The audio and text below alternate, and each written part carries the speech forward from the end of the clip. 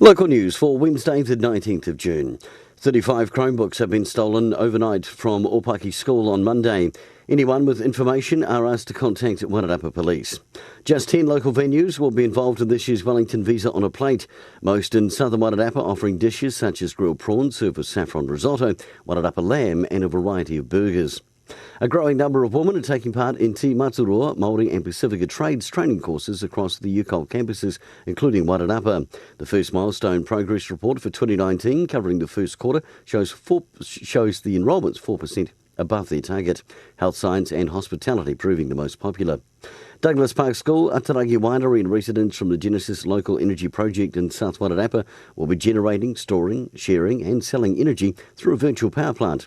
Genesis Executive General Manager for Retail Markets, James McGill, says the initiative is part of Genesis's goal to reimagine energy for its customers. And in sport, Greytown cricketer Seth Rance has been named in the 2019-20 Central District's cricket stag side.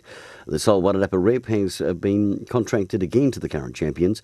More than half the players in the side have already represented the Black Caps, providing the association with a cast of established and proven performers. And good luck to those that are up for awards tonight at the Wairarapa Times Age Annual Sports Awards.